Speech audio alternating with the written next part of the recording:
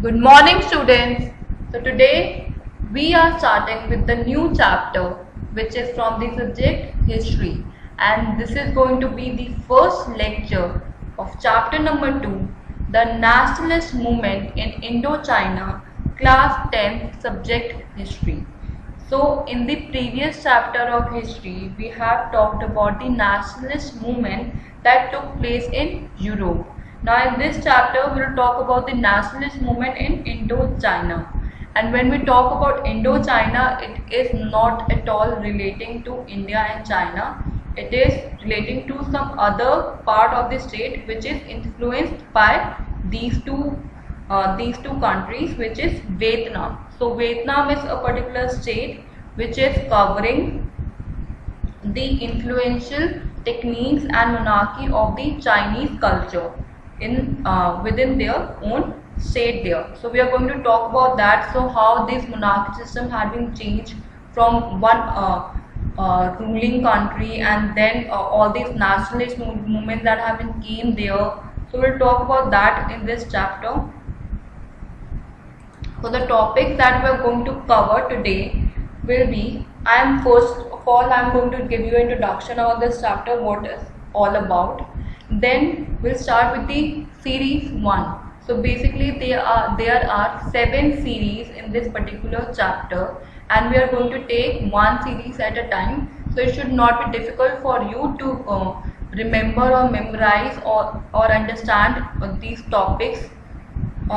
If it is not going to be difficult for you, so better we should do it one by one. So the first series is saying about emerging from the shadow of China. So the first series is about emerging from the shadow of China, and it carries 3 topics in this series that we are going to cover today. So the first point here is colonial domination and resistance. Second, why the French thought colonial was necessary. And third, should colonies be developed. So these are the 3 topics that we are going to cover in this particular series, and then I will give you the homework solution, the assignment that have been assigned you in the previous lecture. We will talk about that, and the homework for today. So these are the things that we are going to cover in this lecture. So let's get started with this lecture now. First of all, I want to introduce you about this chapter, that this chapter on Indochina will introduce you to one of the important states of the peninsula, namely Vietnam. So Vietnam is one of the important state that is there near Thailand area, like it is there. But why we call it as Indochina? Because Vietnam was one of the states that was majorly influenced by the Chinese culture, the Chinese monarchy culture that is established there from years ago. So they were following that ritual, that religion only, majorly in their own state. So basically the nationalism in Indochina developed in the colonial context. So basically what this colonial context is based on, that they are following certain system that is not from their own religion, that is not from their own state. They are following some other religion, some other language that have been followed in their own state. So they have been following this Indochina colonial context in their own state there. So the uniting together of a modern Vietnamese nation that brought the different communities together was in part the result of colonization, but as importantly it was shaped by the struggle against colonial domination also. So basically Vietnam as a nation come out after the partition of all these ruling communities and this colonial domination that was going on in their state. So China was also ruling in Vietnam before ages, when the people have been came there and they are influenced these people into their own religion, but they come out as a new independent and colonial by their colonial context only, but they were following this monarchy system on their own, but they were just influenced from this Chinese culture there. That's it. So when we talk about Vietnam, so Vietnam gained their formal independence in 1945, which was before India. But it took them another 3 decades of fighting before the Republic of Vietnam was formed. So Vietnam gained their independence in 1945, which was before India, but it took them more than 3 decades of fighting before the Republic of Vietnam, which was formed there. And this chapter on Indochina will introduce you to one of the important states of the peninsula, which is Vietnam, and nationalism in Indochina developed in the colonial context. We have discussed that. Now, if you see the historical experience of Indochina in relation to that of India, you will discover important differences in the way of colonial emergent empires that have functioned and the So basically, Vietnam was also linked to what has been called maritime Silk Route that brought them together. So Vietnam was not only a one individual state here; it was also divided into 3 parts that I will tell you further. That what these 3 parts was known as. So basically, these 3 parts was divided, and they were basically rich in trade.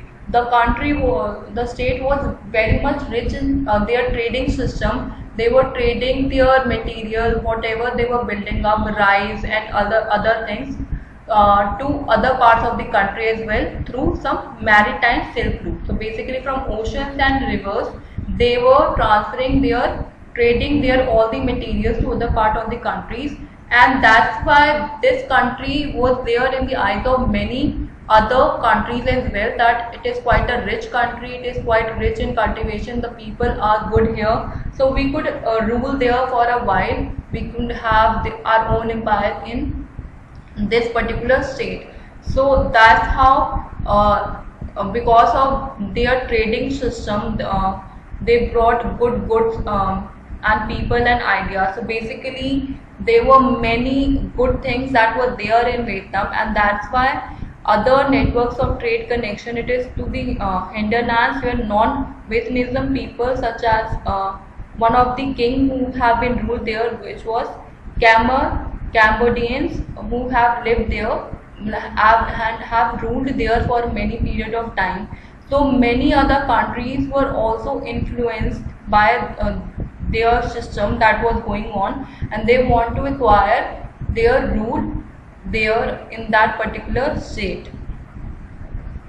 So basically, in this you can see that there is not Vietnam is connected to 2 other particular states here, which is Colombia and Laos. So basically, Vietnam was the not only one part, only the one part here who have been doing all the work. It was also connected by 2 other states also, that is Cambodia and Laos.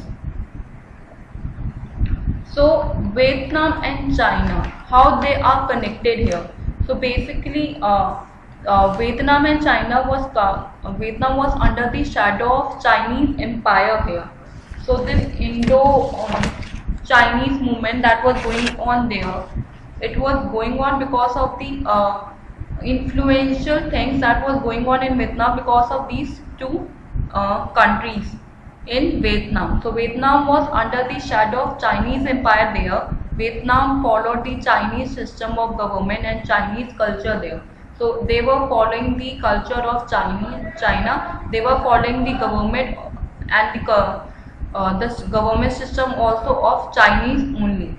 And the Chinese language was the language of the educated Vietnamese people here. And till now, if we go to Vietnam, you will find many people who are belonging to China only, or who have basically their native language or other parts of the language. Majority you will see the Chinese system of education only, that is following from a very long time. So they were following the Chinese language, and the language of the educated Vietnamese people was also Chinese only. They followed the Chinese system of education, and Confucianism was a Chinese religion that have been followed in Vietnam. So there was a Chinese religion also that have been followed in Vietnam only, and Vietnam was connected to this maritime Silk Route there. So it was connected to the rivers and oceans which were used for trading purpose.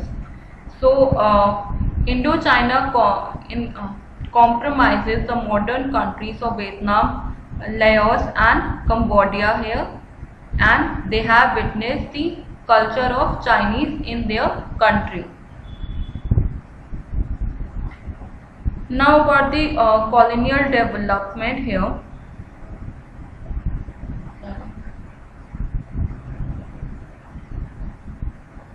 So the colonization of Vietnam by the French brought the people of the country into conflict with the colonizer in all areas of life. So basically how they were emerged from the shadow of China. So basically Vietnam was also linked to these marine silks, and they were good in trade. Basically they have good ideas of trading and other networks of trade connected to other parts of the countries as well. So they were majorly this colonization of Vietnam was brought French people into their own country. How? Because they were quite rich in other things that I just told you, in trading and all. So they were in many countrysides, and French was the one who thought that they should come here. The French ministries were there. They want to acquire this particular land slowly, so that they can have their own rule in this country and have major benefits from this state. So the colonization of Vietnam by the French brought the people of the country into conflict with the colonizers in all areas of life. So when the French have came up in basically till before 1856, there were a monarchy system which was going on here. But in 1856, when the French ministries came in Vietnam, they brought their own ideologies and they want to civilize the people of this country for their own benefits, but they want to rule there. So to rule there, they want to create some conflicts between them so that they can have their own ruling community there. So when this French brought the people of the country into conflict with the colonizers in all areas of life, the most visible form of French control was military and economic domination. But the French also built a system that tried to reshape the culture of the Vietnamese, and the nationalism in Vietnam emerged through the efforts of different sections of society to fight against the French and all they have represented there. So basically the most visible form of French control was from in the hand of the military and the people who want to acquire most of the benefits from their own this particular state. So the French people started a system to reshape the culture of Vietnamese here. So when they came in Vietnam, they want to reshape each and everything in their own way. They started this movement from coming up with their military members, and when their own members also do these trading things so that they could take major benefits from this particular state. And nationalism in Vietnam emerged through the efforts of different sections of society to fight against the French, and all have represented. So it was not that French came and they started ruling. It took them a lot of time to rule them in the entire Vietnam. So they were taking certain steps, and Vietnam people was also taking major efforts to fight it out with this French people so that this monarchy system should go on, and the civilization they want in their particular state should abolish. So the colonial domination here was, so basically the French troops have landed in Vietnam in 1958. So basically these French military members, French army members, they have landed in Vietnam in 1958, and by mid 1880s they had a firm grip on the northern region. So basically there were three regions of Vietnam that I have told you. So they have started from Tonkin and Annam So they were the part of they have started from the northern region.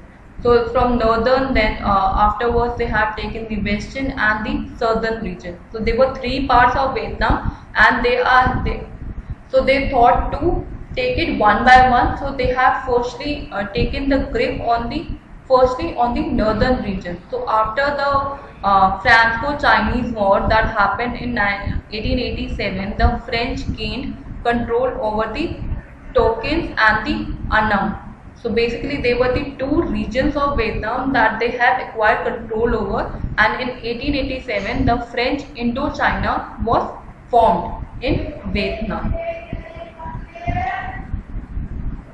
So basically it is saying the same thing here, that the French troops reached the Vietnam in 1958 and they defeated China in a war and got control over Tonkin and Annam, and in 1887 the French Indochina was formed. So you can see in this picture how it looked like.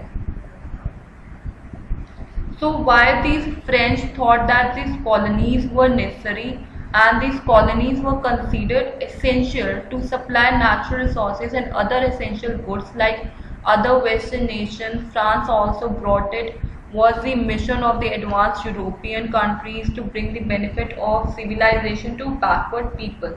So basically when the French have majorly acquired the land of Vietnam in their own, so they thought that these colonies are necessary.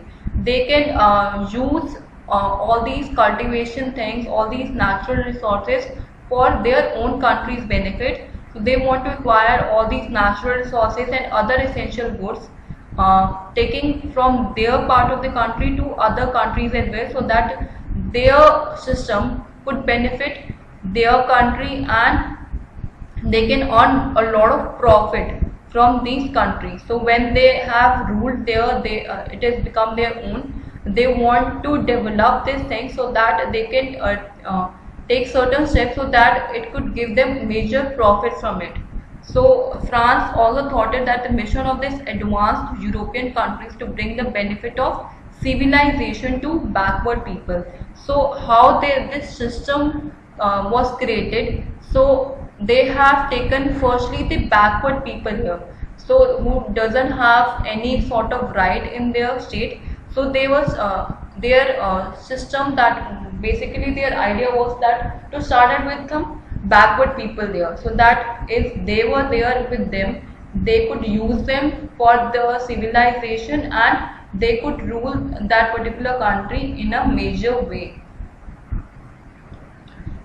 So why the French thought these colonies were necessary? So the French believed that it was the mission of advanced European countries to civilize the backward people. So the good things that happened because of these French people, that the backward people have come up because of they wanted that to advance the European country from these backward people only.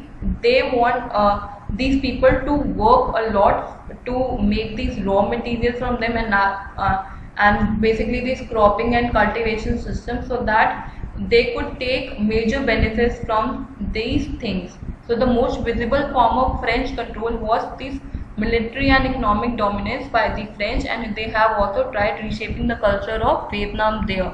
So the military people brought them civilization to these backward people, and they have given them funds to raise the cultivation of crops and other irrigation systems, so that this trading system too should increase and they should get maximum profit. So the France and other European powers looked for the colonies here. So the colonies were necessary due to the following reasons. Why? Because why these colonies were important. So in Vietnam, because they were rich in natural resources, so they provide raw material to the European industry. So basically why they want to acquire it? So the reasons here are, first of all, they were rich in natural resources. So they were quite rich in natural resources. So they wanted their own country to benefit from it. So the French want to acquire that land to have all the natural resources from them, and they provide this raw material to their own European industries. And Europeans could use colonies as markets to sell their finished goods, and Europeans were using these colonies as markets to sell their finished goods, and they could get the maximum profit from them. Then these Europeans wanted to spread Western culture in the colonies. So these Europeans also want to spread their own culture, this Western culture in the colonies. So the development project undertaken by France in Vietnam. So now that they have ruled there, they have acquired the power there. Now they want to develop that country in their own way, so that it could benefit their European country. So basically they started with the French built irrigation canals there. They drained Mekong Delta and encouraged rice cultivation there. They built roads and railway lines. For example, Trans-Indochina railway route was built there. Rubber plantation was also introduced in Vietnam. Land reformation measures were also taken, and modern education was also introduced by these French people there. So basically they want to have the maximum benefit. So how they can do it, how they can develop the colonies there. So they have everyone agreed that these colonies have to serve the interest of the mother country. So they want to establish their own rule there. So basically they started from the basic. They started to educate people there. They started to give them the facilities so that they could work for them, not for the own native people. They want them, they should benefit the French people more than their own country. Basically what they wanted that. So the colonial economy in Vietnam was, however, primarily based on the rich cultivation and rubber plantation that was owned by the French and a small Vietnamese elite, and rail and port facilities were also set up to give services to this section. And there were many things that were happening there. So basically they were enriching their raw material, they were enriching their facilities there, so that these Vietnam people could work from them, and they could work for their own benefit. So they wanted them to be educated for their own benefit. They want that the cultivation should increase, so that they should give to the European countries. So they have given them major things. They are giving them basically money, they have given them capital, they are giving them raw material, education, whatever needed, so that they could take certain major benefits from this particular state. So the French, contrary to what Bonnet would have liked, did little to industrialize the economy, and in the rural areas landlordism spread and the standard of living was declined. So basically the people have basically suffered there because of the ruling community of French.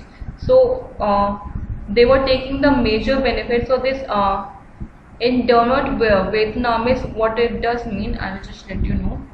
So a form of labor widely used in the plantation from the mid-19th century was indentured labor, and these laborers worked on the basis of contracts that did not specify any right of laborers but gave immense power to the employers, and the employers could bring criminal charges against laborers and punish and jail them for non-fulfillment of contracts. So basically in this particular laboring, they were doing the plantation system from the mid-19th century, and these laborers were worked on the basis of the contracts that they have given. But they were not any rights that have been given to these laborers, but they have been given immense power so that they could give maximum benefit them. So if they are doing any ill things also, that could also be non-functional in this, but in their particular contract. So the employers were taking criminal charges against laborers, and they have punished and jailed them for their non-fulfillment of contracts. So if they were not doing any of their work, so अगर वो उनका कोई भी काम नहीं करते थे, so what they were doing, they were in certain contracts, उनके contract में ये लिखा होता था that they have to be charged under some criminal actions that these laborers have to be punished and thrown in jail. So they don't have any other option, so they have to work for them because they were working on some contract basis. So the colonial economy in Vietnam was based on this system only, and in the rural areas there was landlord system that have been built. So the landlord system was basically the French were there to take charge on this rural area to spread these cultivation system, so that they should work according to their rules and regulations, and if they are not, so the French people could take certain actions against them. And because of that, the standard of living of Vietnam people was declined. So the spread of this Chinese culture was declining a lot, and the French was ruling more and more in their state, and they want to have their own particular culture, rule and language that should be there in Vietnam there. So the first series talk about these things only. Now we come to the homework solution. So I have given you one assignment. So the assignment tells about 5 questions. So we will discuss one by one. So question 1. Every social difference does not lead to social division. Do you agree with this statement? Justify your answer. So no, all social divisions do not lead to social division. It depends upon the social and political circumstances whether or not a social difference will lead to a social division, and a combination of social differences along with other differences cumulatively decides whether or not a social difference will convert into social division there. For example, a combination of race and economic backwardness would constitute a social difference that might lead to social division. However, it depends on how the political parties deal with this issue and how the government respond to it. And it varies from place to place, while language or religion may be a form of social difference leading to social division in a particular form of society, and it may not occur in other society due to different privileging circumstances that they are having. And for example, in Belgium, even though there is linguistic form of social differences, it has not led to social division there. So this is the answer number 1. Question number 2 was, what did the black glove and raised clenched fist signify? Why did the 2 athletes do so? So the black glove and raised clenched fist were meant to symbolically questionate black power there, and the athletes did so in the Mexico Olympics in 1968 to signify the discrimination faced by the black people there. With this gesture, they tried to draw international attention to racial discrimination in the United States, and the 2 men, Tommy Smith and John Carlos, did this to represent unity in Black America. In the United States during that time, a major racial discrimination was happening where the Black Americans, due to their dark color, were looked down upon and were not treated as equals with the white American. So in order to grab international attention on this issue, the athletes decided to put on black glove and raise a clenched fist when they were being awarded with their medals. Question number 3. How does overlapping of social differences lead to social division? Why it is easier to accommodate cross-cutting differences than overlapping differences? So overlapping of social differences occur when some social differences overlaps other differences, and situations of this kind proceed to social divisions when one kind of social difference become more important than the other and the people start feeling that they belong to different communities there. For example, difference between blacks and whites in the United States became a social division because blacks tend to be poor and landless and often face injustice and discrimination, and in our country Dalits tends to be poor and landless and often face injustice and discrimination. Overlapping differences create possibility of deep social divisions and tension there. Now, whereas these cross-cutting differences occur when social differences cross-cut one another and it is difficult to pit group of people against the other, and it means that group that share a common interest on the issue are likely to be on different sides on a different issue. For example, Northern Ireland and the Netherlands both are predominantly Christians but divided between the Catholics and Protestants there. And in Northern Ireland, the class and the religion overlap each other if Catholics tend to be poor and have suffered discrimination, whereas in Netherlands, class and religion tend to cross-cut each other and both are equally likely to be rich or poor. It means that they have conflicts in Northern Ireland and it is not so in the Netherlands. Cross-cut social differences and easier to accommodate. Question 4. What were the reasons for conflict in Ireland? How was the problem solved? So there was a serious ethnic and political conflict in Northern Ireland for many years. The main reason for the conflict was the division and the demand for separation by the two existing social groups, the Catholics and the Protestants. The Protestants, who were represented by the Unionists, demanded that they should not be separated from the United Kingdom as it is predominantly Protestant, and on the other hand, the Catholics, who were represented by the Nationalist Party, demanded that Northern Ireland should be unified with the Republic of Ireland, which has been predominantly a Catholic country. So the problem was resolved in 1998 when the British government and the Nationalist Party signed a peace treaty, after which the armed struggle between the two social groups have ended. Question number 5. We have different identities in different contexts. Support the statement with the 3 facts. So the presence of different socio-economic, religious, linguistic, caste group give us different identities at different times and in different contexts.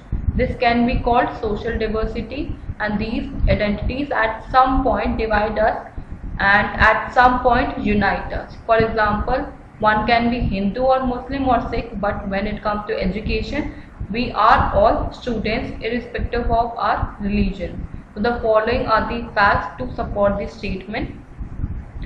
People belonging to same religion feel that they do not belong to the same community because their caste is different. For example, Hindus are all the same religion but they are different castes there. Sometimes people from different religions have same caste, which gives them a sense of belongingness. And third, it may be seen among rich and poor people that they do not keep cordial even after belonging to the same religion, same caste and even same family. So that is whole as the assignment solution. Now the homework in this lecture that I want to give you, with reference to what you have read in this chapter till now, discuss the influence of China on Vietnam's culture and life. So you have to just tell how the Chinese culture or Chinese were influencing the Vietnam culture and life. So this is the homework that you have to do, and if you have any queries from any of the chapter, you can ask me in the comment section or the student inquiry section. And still many of you are still not submitting the homework. Please be regularly submitting your homework so that we could mark your attendance, and it is for your benefit only. If you